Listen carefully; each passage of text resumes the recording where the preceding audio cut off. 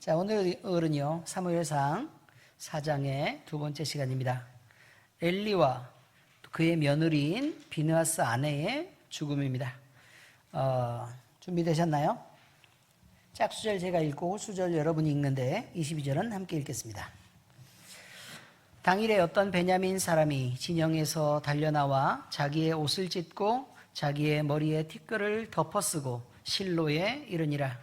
그가 이를 때는 엘리가 길 옆 자기의 의자에 앉아 기다리며 그의 마음이 하나님의 괴로 말미암아 떨릴 즈음이라.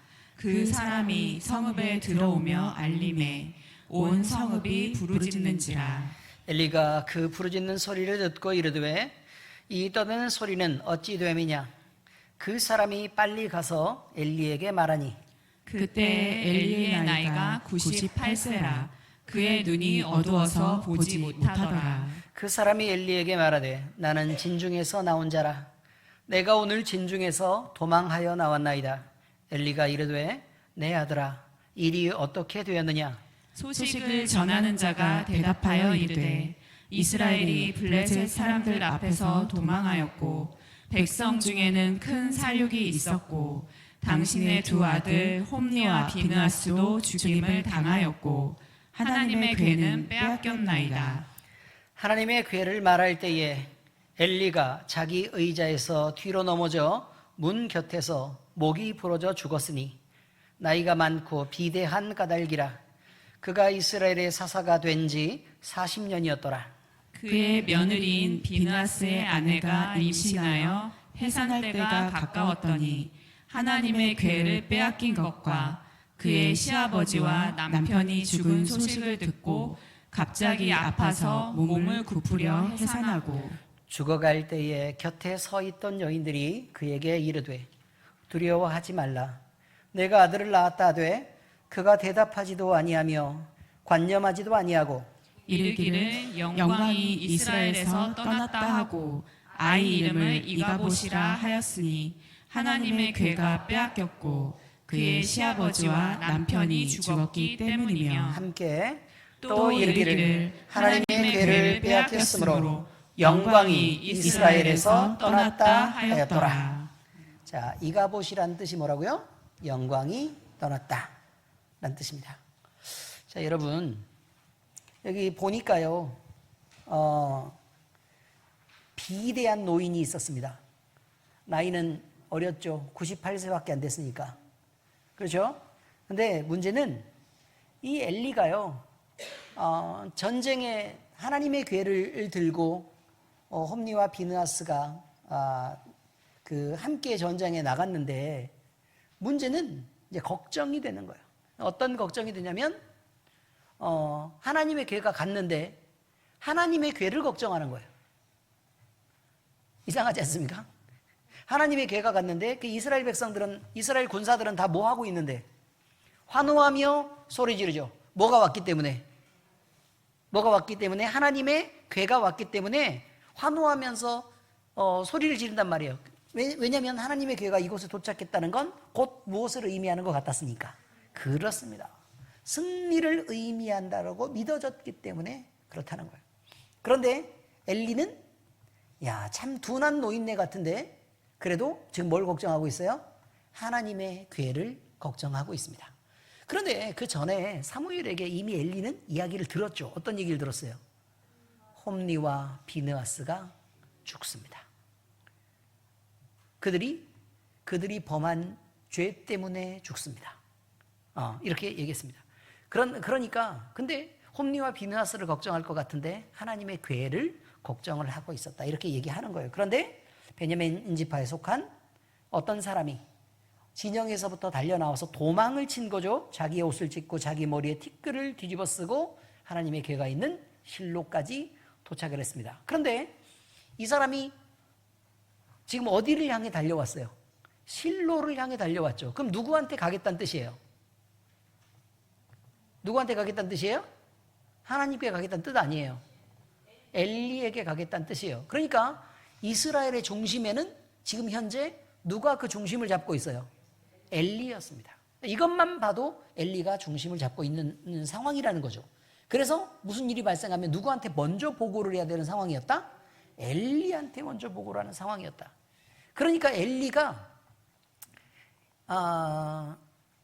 지금 있는 위치가, 그러니까 사회적인 위치가 됐던 아니면 그 종교적인 위치가 됐던 아니면 나이가 많아서 어른으로서의 위치가 됐던 엘리가 지금 서 있는 위치는 대단히 중요한 위치였다라는 것을 이것만 봐도 쉽게 알 수 있었다.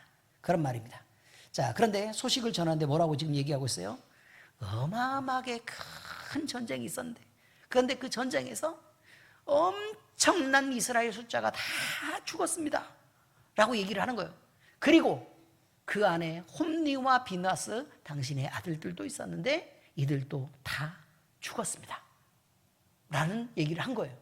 그러니까 지금 충격을 받았죠. 안 그래도 충격받았는데 지금 뭐라고 얘기해요?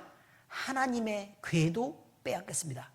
깜짝 놀라서, 얼마나 놀랐으면 몸이 어떻게 돼요? 놀랄 때는 이렇게 돼요? 아니면 이렇게 돼요? 이렇게 되죠. 그죠? 놀라 자빠지다 할 때, 놀라 자빠질 때 앞으로 자빠져요? 뒤로 자빠져요? 뒤로 자빠지죠. 깜짝 놀라서 이렇게 하다가 어떻게 됐다고요? 의자가 뒤로 넘어가가지고 모가지가 부러져서 죽었다. 그렇게 얘기하고 있습니다. 자, 그런데 비느하스의 아내가 이제 임신해서 해산 때가 가까웠다라고 얘기합니다. 그러니까 거의 산딸이었다 뭐 이런 의미겠죠. 그런데 하나님의 교회가 빼앗겼고 시아버지 엘리 대제사장도 죽었고 그 다음에 비느하스 남편도 홈리와 함께 다 죽었다는 얘기를 들었습니다. 그런데 갑자기 너무 충격을 받아가지고 지금 자궁이 수축하기 시작합니다. 그래서 어떻게 된다고요? 갑자기 아이를 낳게 됐다. 그런데 아이를 낳았으면 지금 만약에 아들을 안 낳았으면 지금 뭐가 지금 사라지는 거예요? 대제사장이 사라지는 겁니다. 그런데 다행히 뭘 낳았어요? 아들을 낳았죠. 아들을 낳았으니까 다행이다라고 생각해야 되는데 이미 하나님의 영광은, 하나님의 교회가 빼앗겼다는 것은 하나님의 영광이 떠났다는 뜻이다. 그렇게 얘기하면서 아무 소망도 없이 죽어갑니다. 그리고 그 아이의 이름을 이가봇이다. 이렇게 했다는 것입니다. 하나님의 교회를 빼앗겼으므로 영광이 이스라엘에게서 떠났다. 이미 하나님은 이스라엘에게 긍휼을 베풀지 않기로 하신 거죠. 그죠? 그런데 여러분, 이것을 먼저 생각해 보면 이거죠. 그러면 하나님이 떠난 자리는 너무 공허한 자리입니다. 원래 우리가요, 사람이 하나님을 빼버리고 자기가 주인인 노릇을 하려고 노력하잖아요. 주인 노릇하고 왕 노릇하려고 노력하는데 그 자리가 얼마나 공허한 자리인가라는 것을 다시 한번 얘기해 보려고 하는 것입니다. 이스라엘의 패배를 전한 베냐민 사람은 어떻게 했죠? 와서 옷을 찢고 머리에 티끌을 덮어 쓴 채 실로로 달려옵니다. 자, 이렇게 달려왔을 때요, 그러면 자, 옷을 찢으면서 막 머리에 재를 뒤집어 쓰면서 달려오면 승리의 소식이겠습니까? 아니죠. 참담한 소식을 가지고 지금 달려오는 것이었습니다.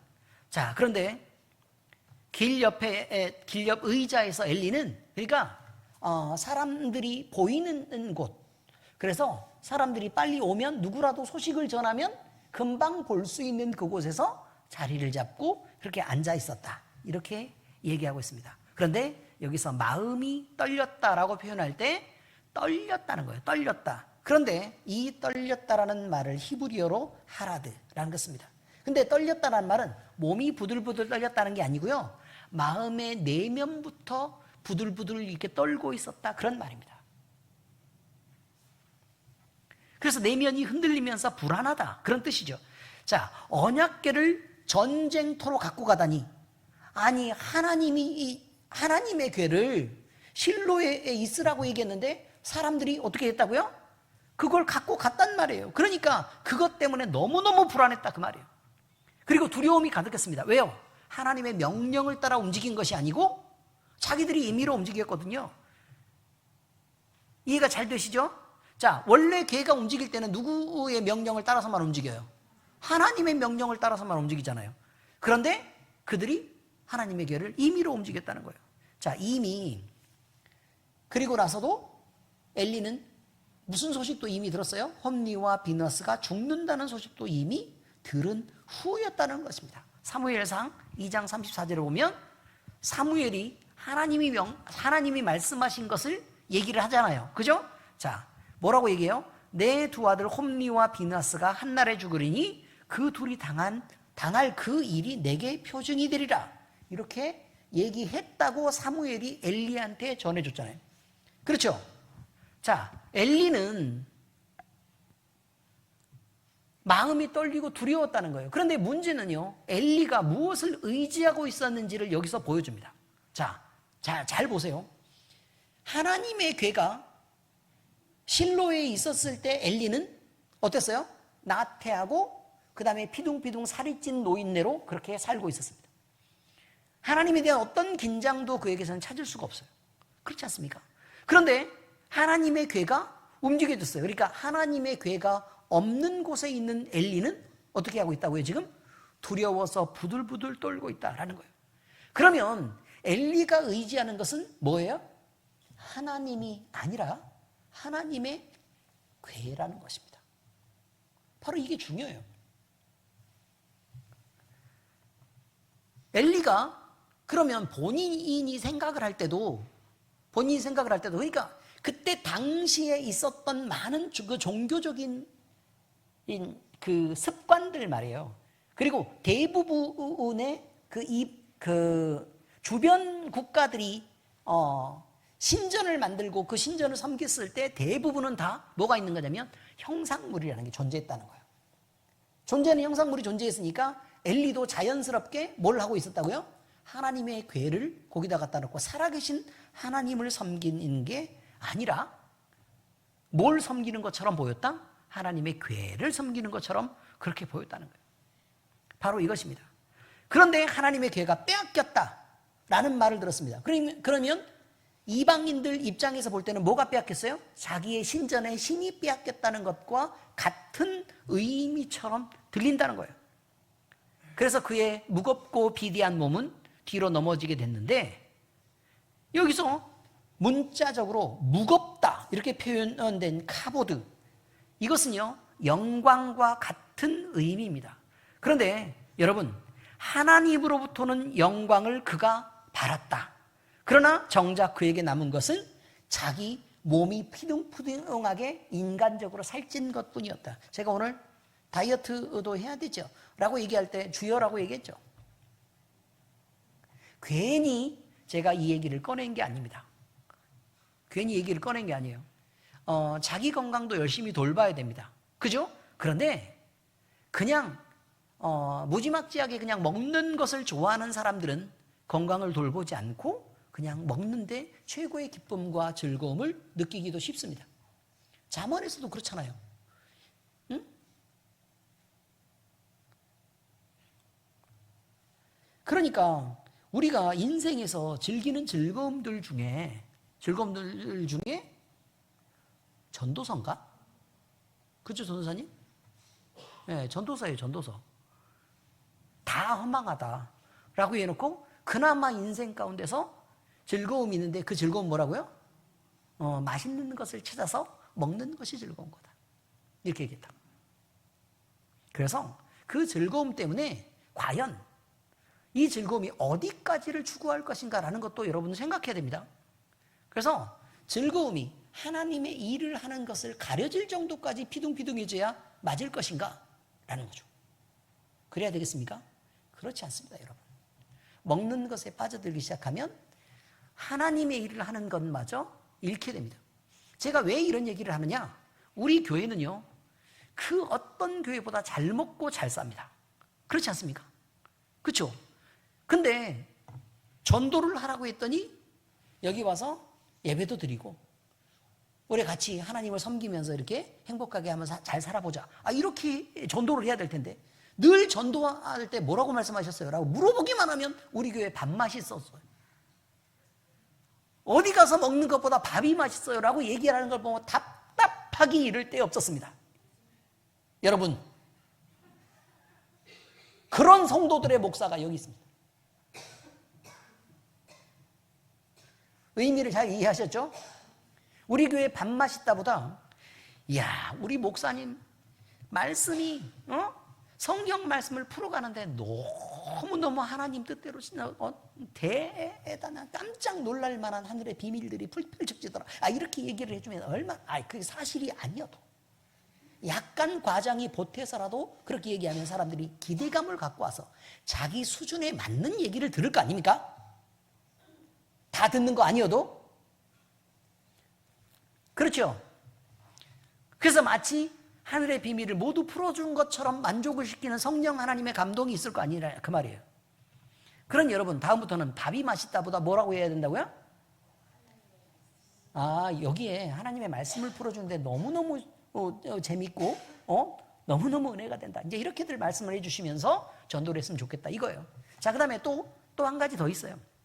뭐가 있냐면 우리 교회 간식들도 굉장히 많이 있잖아요. 그죠? 간식들도 굉장히 많이 있는데 여러분, 간식 챙겨 먹는 거요, 건강에 안 좋답니다. 간식을 많이 챙겨 먹으면 많이 먹을수록 지방이 쌓인답니다. 근데 지방은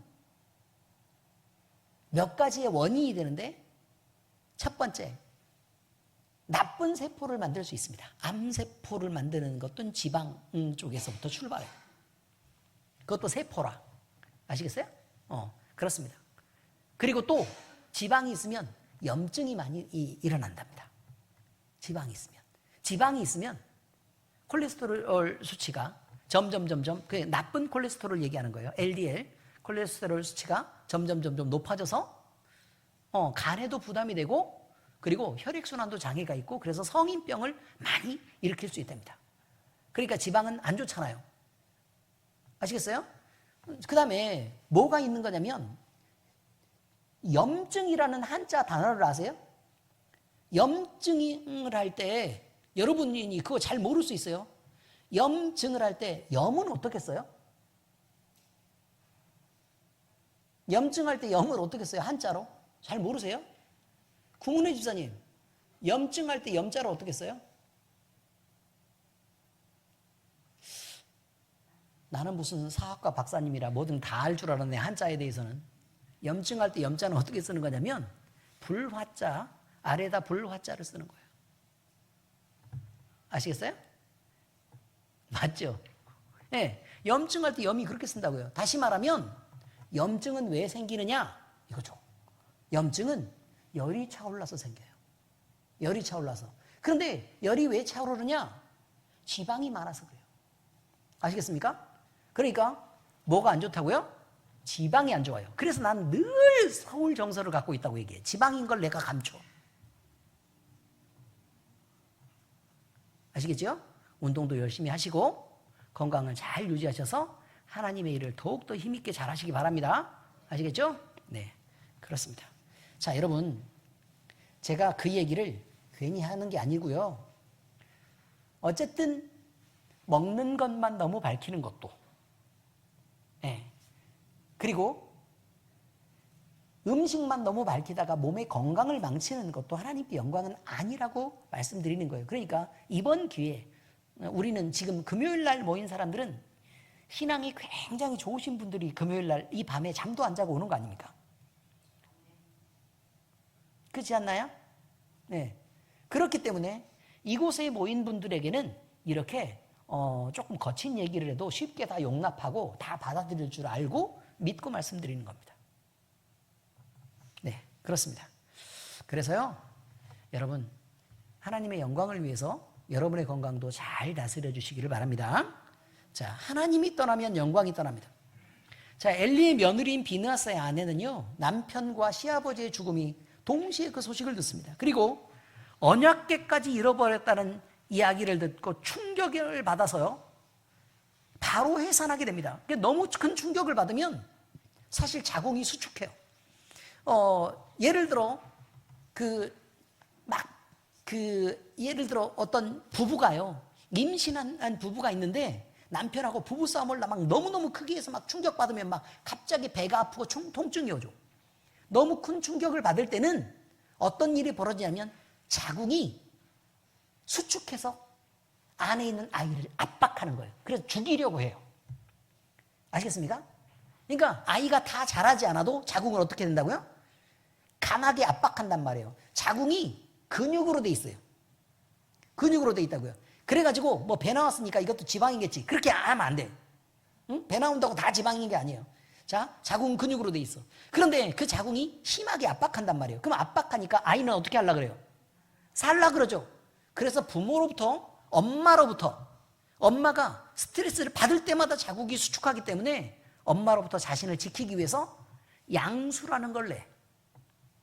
양수라는 걸 내가지고 계속 이렇게 부풀려가지고 그 공간을 만들어내는 거예요. 그러면 함부로 자궁이 압박한다고 자기 아이가 다쳐요? 아니면 자기 생명을 지켜요? 자기 생명을 지키는 거예요. 엄마와 아이는 일종의 경쟁 관계에 있어요, 여러분. 영양학적으로도 그렇고 그 다음에 스트레스적으로도 더욱더 그렇습니다. 뭐 대단한 모성이 있는 것처럼 엄마들은 얘기하는데 하나님이 그 아이를 안 지키면 아이는 엄마의 뱃속에서는 지켜질 수가 없는 거예요. 그거 꼭 알아셔야 돼요. 그래서 내가 너를 10달 동안 품어서 자식을 낳았는데 네가 나한테 어떻게 그럴 수 있어? 아니 그러면 자궁에 넣어놨다가 내놓은 아이도 네가 나한테 어떻게 그럴 수 있어? 라고 부모가 주장을 한다면 생명을 만드시고 조성하시고 인간의 DNA를 만드신 하나님은 왜 이렇게 무시하면서 사냐 이거예요. 그렇지 않습니까? 상식적으로 자기는 그렇게 하면서 하나님 앞에서 애들한테만 똑바로 해라 뭐 해라 그럼 좀 잘못하면 막 혼내고 권리를 주장하고 막 이렇게 한단 말이에요. 그게 바람직하지 않아요, 여러분. 그 아이마저도 하나님이 만드신 거예요. 그러니까 하나님이 보시기에 바르게 키워내야죠. 아이의 정서적으로도 그렇고 신앙적으로도 그렇고 그 다음에 생각도 바르게 키워야 된다고요. 그 책임이 부모에게 있단 말이에요. 그런데 그 부모가 자식을 바르게 키우지 않으면 결국은 문제가 생긴다 그 말이에요. 홈리와 비느하스의 문제를 보시란 말이에요. 얘네가 왜 죽었어요? 자기들이 죄를 범해서. 왜 죄를 범하게 된대요? 그냥 부모가 냅둬서 그렇대잖아. 그래요 안 그래요? 냅둬서 그렇대요. 어떻게 냅뒀어요? 자식들한테 말로만 하고 엄하게 경계하지 않아서요. 엄하게 가르치지 않아서 그렇대요. 그래서 아들이 죽는 거란 말이에요. 바로 이런 것입니다. 근데 문제는 하나님의 영광이 떠난 것은 하나님이 떠난 것이냐? 라고 얘기를 다시 한번 물어봐야 된단 말이에요. 하나님이 계시기 때문에 징계하는 거예요. 하나님 없으면 어떻게 징계할 수 있어? 그렇지 않습니까? 하나님이 없으면 어떻게 징계를 하냐고. 하나님이 있으니까 하나님이 능력이 있고 하나님이 거기 계시니까 징계를 하죠. 우리는 이걸 잊으면 안 돼요. 그래서 혹시나 우리가 잘못해서 하나님으로부터 혼날 수 있어요. 우리가 잘못해서 하나님으로부터 외면받는 순간이 올 수도 있어요. 우리가 잘못해서 하나님이 도대체 우리 얘기를 들어주지 않을 때가 있어요. 근데 그럴 때에 우리는 무슨 생각을 해야 되냐면 자꾸 어린 아이와 같은 선택을 해야 된다는 거예요. 어린 아이들이 부모님이 혼내면 어떻게 돼요? 집 나가요? 적당히 컸을 때 얘기예요. 그거는 애들은 부모님이 혼내면 어떻게 돼요? 울고 품으로 파고들죠. 그렇게 해야 된다고요. 우리가 잘못했을 때 하나님이 혼내시면 어떻게 된다고요? 울고 하나님 품으로 파고들어야 된다고 얘기하는 거예요. 하나님 품으로 파고들어야 된다. 그리고 안 하겠다고 말해야 돼요. 잘못한 것들을. 내가 다시는 안 하겠습니다. 하나님. 아버지 내가 안 그럴게요. 그리고 애들은 금방 잊어버리죠. 그렇지 않습니까? 그 안에서 주눅 들어서 살지 말고 다시는 그런 행동하지 말고 하나님 앞에서 당당하고 멋지고 행복하게 살아내라 그 말이에요. 이게 엄청 중요한 것입니다. 여러분, 하나님이 없는 삶, 하나님 없는 예배 이런 것들을 어떻게 참고 계십니까? 은혜 없는 삶과 은혜 없는 예배, 여러분이 주인 것 같은 그런 것들을 어떻게 견디느냐 이 말이에요.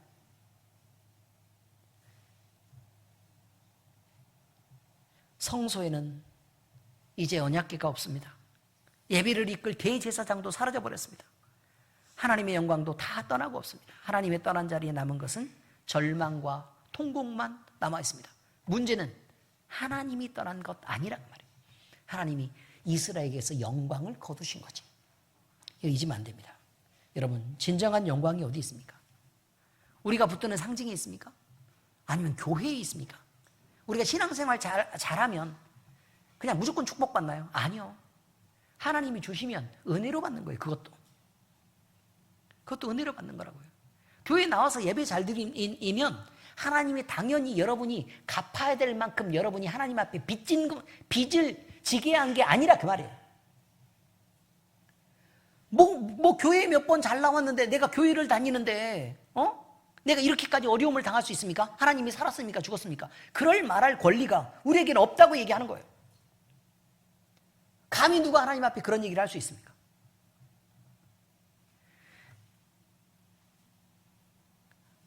나와서 열심히 예배자로 사는 것, 우리가 찬양하고 기도하고 하나님을 높이는 것, 이것은요 그저 우리가 하나님께 은혜를 구하는 한 가지 방식일 뿐이에요.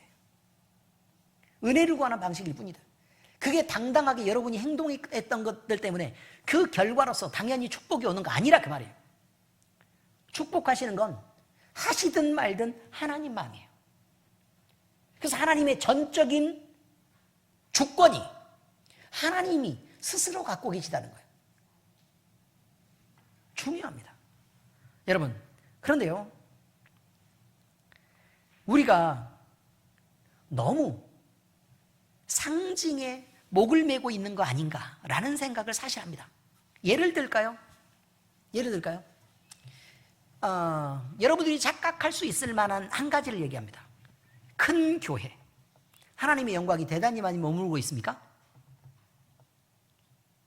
황금으로 찬란한 예루살렘 성전은 어떻습니까? 하나님의 영광이 대단히 많이 머무르니까 그 안에 많은 사람들이 모였어요? 안 모였어요? 거기 많은 사람들이 모였습니다. 그렇습니다. 여러분, 상징에 있지 않습니다. 오직 하나님 자신에게만 있고 과거에 무엇인가의 업적이 있지 않습니다. 지금 당장 하나님이 계시느냐라는 것만 중요한 것입니다. 시편 24장 8절입니다. 24편 8절 함께 읽겠습니다. 시작. 영광의 왕이 누구시냐? 강하고 능한 여호와시오. 전쟁에 능한 여호와시로다. 누구라고 말해요? 여호와 하나님이 영광이라고 말해요. 여호와 하나님이 영광이다. 여호와 하나님이 영광이다. 여호와 하나님이 영광이다. 그래서 우리는 영광을 갖고 있고 싶으면 어떻게 하면 돼요? 하나님을 우리 안에 끌어들이면 돼요? 아니요. 우리가 하나님께로 가서 붙어야 돼요. 우리가 품으로 파고들어야 된다고요. 그래야 영광이 우리와 함께 있는 거예요. 근데 늘 하나님을 끌어당겨서 뭔가 어떻게 해보려고 해요. 하나님 편이 되시길 바랍니다.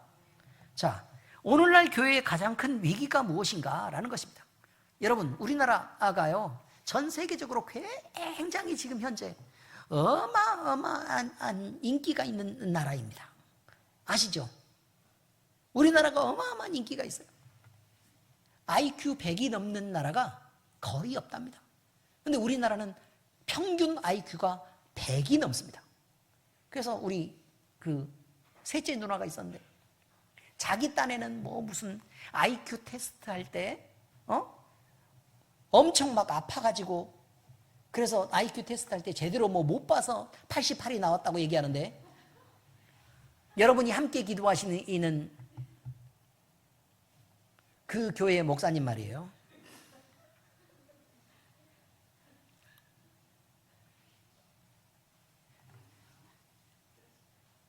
얼마라고요? 88. 우리나라 전체가 100이 넘는데 우리 집안에 어떻게 그런 머리가 나올 수 있었을까요? 그리고 우리 또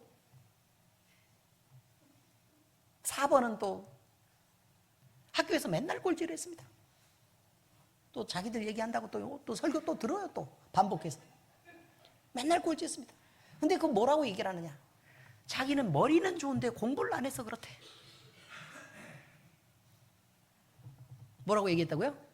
머리는 엄청 좋은데 공부를 안 해서 그렇대. 잔머리가 뛰어나서 그렇대요. 무엇으로 그것이 증명이 가능하겠습니까? 여러분, 우리가 우리 마음속에 이제 우리나라를 이렇게까지 높게 해주신 하나님이 도대체 무슨 뜻이 있어서 그랬을까? 사실 이 시대에는요, 제가 볼 때는 참 우리나라 교회들이 또 우리 앞에 믿었던 선배들이 참 잘못했습니다. 우리나라가 너무 거짓거리라고 이렇게 살다 보니 너무 가난하고 막 일하는 것도 막 너무 지겹고 그렇게 살다 보니 우리 정명옥 지사님 봐요. 어렸을 때 추억이 무엇입니까? 일 뒤지게 한 것 말고는 없다. 이렇게 얘기하잖아요. 그렇죠? 고향에 대한 기억이 무엇입니까? 일을 했습니다. 이렇게 얘기하잖아요. 부모님에 대한 생각이 무엇입니까? 일 시켰다. 뭐 이거. 형제들에 대한 얘기가 무엇입니까? 함께 일했다. 이렇죠. 그놈의 일. 여러분, 우리가요, 하나님이 그렇게 하셨어요. 일하게 하셨어요. 그래서 지금 이렇게 만들어내셨어요.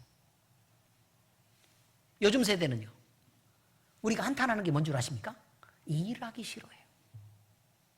일하기 싫어한다고. 뭐 하면 자꾸 일을 안 하려고 그래요. 손발 움직이는 거 안 하고, 그냥 이게 뭐 그냥 까딱까딱 클릭이나 좀 이게 하고, 그 다음에 게임하고 놀고 먹고 마시고 뭐 이런 거 다 하려고 그래요. 그리고 우리 미래 세대가 어떻게 될지 모르겠어요. 대표적으로 송채원이 공부 열심히 하니? 열심히 해야 될 텐데. 여러분, 그런데 하나님이 일하게 하셨어요. 그래가지고 경제를 이렇게 발전하게 하셨어요. 전 세계적으로 석유 파동이 있었을 때, 그때 우리나라는 남들 다 망할 때 외국으로 근로자들을 내보냈습니다. 그래가지고 그 사람들이 돈을 벌어서 우리나라 경제를 일으켰습니다. 전 세계가 공황일 때 우리나라는 그때 일어섰습니다. 우리나라가 지금 왜 이렇게 유명해진 줄 아십니까? 코로나 때문이에요. 안타깝지만 코로나가 없었으면 이렇게까지 한류가 사람들 속에 깊이 뿌리박을 수도 없었고, 또 대단한 우리나라의 뭐 문화나 아니면 음식이나 이런 것들이 대단히 많이 퍼질 기회가 없었습니다. 코로나가 나라와 나라 사이의 문을 다 걸어 잠궜기 때문에, 그래서 문화를, 자기네들 안에 들어온 문화를 누릴 수밖에 없었고, 또 뭐 인터넷상으로 이렇게 퍼져 있는 그런 것들을 자기들이 즐길 수밖에 없었다는 것. 그렇습니다. 나라별로 위기가 있었다는 거예요. 자, 그런데 요즘을 보시라 그 말이에요. 그럼 우리나라가 그럼 갑자기 어마어마한 국력을 갖게 됐다, 이제 이렇게 말합니다. 그 어마어마한 국력은 어떻게 얻게 됐습니까? 전쟁 때문이에요. 전쟁이 일어났잖아요. 그래서 우리나라 무기가 엄청 대단한 무기라고 인정받는 거 아닙니까? 전쟁 안 일어났으면 뭐 때문에 그렇게 우리나라 무기가 필요했겠습니까? 우리나라 경제가 한번 점프했던 때가 있었습니다. 베트남 전쟁 때문에 그랬어요. 남들 욕할 게 아니에요. 하나님은 그 위기 때 우리나라에게 은혜를 주셔서 많은 것들을 얻게 하셨습니다. 그런데 여러분, 이렇게 하나님이 은혜를 주실 때는요, 은혜를 주신 것은 우리나라 먼저 믿었던 크리스찬들이 하나님 앞에 무릎 꿇고 기도하며 매달렸기 때문입니다. 하나님, 거지 같은 우리를 좀 도와주십시오. 이 지긋지긋하게 가난한 우리를 제발 좀 살려주십시오. 우린 이렇게 살고 싶지 않습니다. 를 끊임없이 기도했습니다. 그래서 새벽 기도가 만들어졌고, 새벽부터 나와서 뭐 새벽을 깨우리다 그러면서 맨날 기도하면서 우리나라에서 만든 것입니다. 이것도 뭐 수요 예배, 뭐 금요 철야 지금 나와 있잖아요. 어느 나라가 이런 걸 하고 있습니까? 없습니다, 여러분. 우리나라나 되니까 지금 이렇게 열심히 하고 있는 것입니다. 하나님이 그래서요, 이 나라에게 복을 줬습니다. 근데 우리나라가 더 크게 성장할 수 있는 것은 이 복을 우리가 스스로 간직하면서 썩지 않게 한 것입니다. 우리나라는 그 어느 나라보다, 이게 중요한 거 이거예요. 우리나라가 하나님께요, 하나님 앞에 우리 믿음의 선배들이 선언한 것이 있습니다. 우리가 하나님을 믿겠다. 이거예요. 누가 믿겠다고요? 우리가 하나님을 믿겠다. 그리고 전도도 우리가 하겠다. 교회도 우리가 세우겠다. 우리가 우리 민족을 구원할 수 있도록 우리가 목숨을 내놓고 하겠다라고 했어요. 선교사님들한테 뭐라고 얘기한 줄 아세요? 당신들은 이 땅에서 떠나든지 아니면 여기서 순교해서 죽어라. 그렇게 얘기했어요. 다음 세대는 우리가 책임진다. 그게 여러분의 선배 목사님들이 선택한 길이란 말이에요.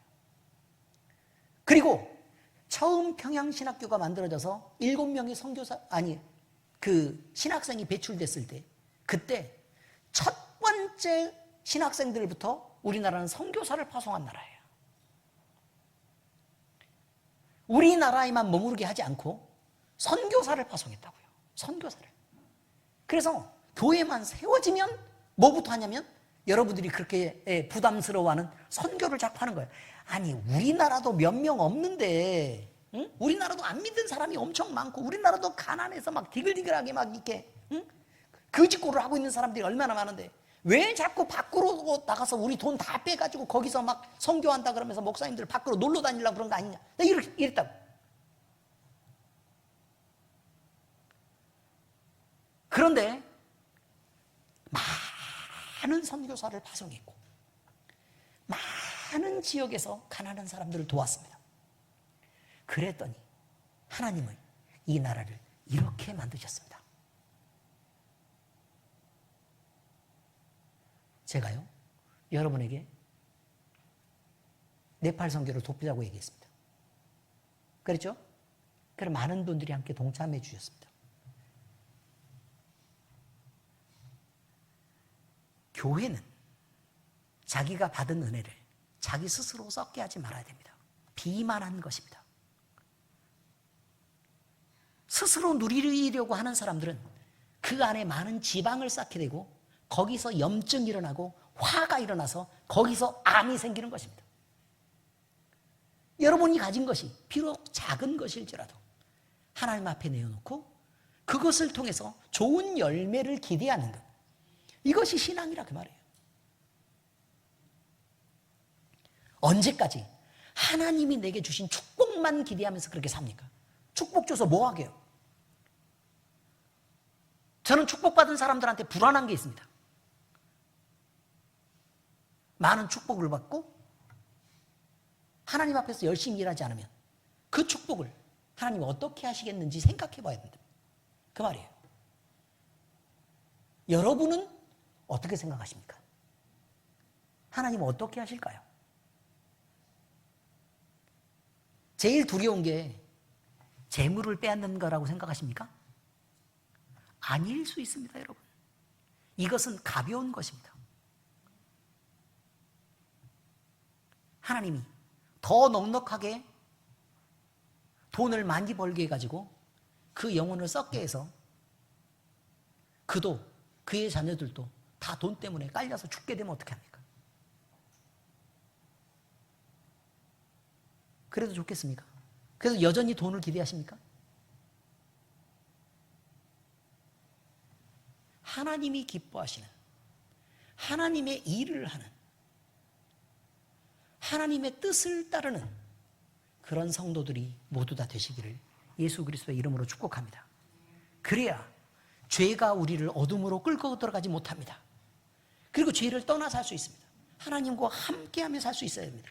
왜 하나님과 함께하면 좋겠다라고 얘기하면서 왜 하나님과 함께하지 않습니까?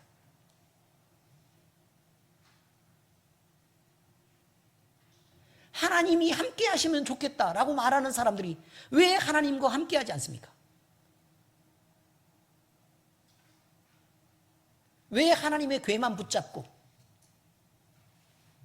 누려질 복들만 기대하면서 왜 정작 하나님과는 함께하지 않습니까? 이것이 오늘 우리가 가져야 될 숙제입니다. 주님의 임재가 있는 곳, 바로 그곳만이 진짜 영광의 자리입니다. 기도하겠습니다. 하나님 아버지 감사합니다. 주의 은혜로 우리를 불러주셨고 우리를 그리스도인 되게 하셨고 하나님이 우리 마음 가운데 찾아오시며 우리와 함께 해주신 은혜를 호사스럽게 누리면서 우리로 살게 하셨습니다. 아버지 하나님, 그런데 우리는 그것이 모두 다 우리가 노력해서 얻은 것처럼 그 모든 것들이 다 우리 것인 것처럼 우리는 생각하면서 살았을 때가 많습니다. 그러나 아버지 하나님, 이런 것이 우리를 비만하게 하고 이런 것들이 우리를 하나님과의 관계에서 더 멀어지게 하고 하나님의 음성도 못 듣는 자리에서 그냥 귀도 눈도 멀어버리는 노인네로 만들어가는 것을 아버지 하나님, 우리가 용납하지 않게 하시옵소서. 하나님의 뜻을 민감하게 깨닫고 또 하나님의 뜻을 여린 마음으로 받아들이고 그저 우리가 잘못했을 때 하나님 앞에 울며 용서를 구하면서 주님 품으로 파고드는 어린 우리 될 수 있도록 주여 인도하여 주시옵소서. 그저 높은 자리, 귀한 자리만 찾는 늙은 노인네로 살지 않게 하시옵소서. 살아계신 우리 주 예수 그리스도의 이름으로 감사하며 기도합니다. 아멘.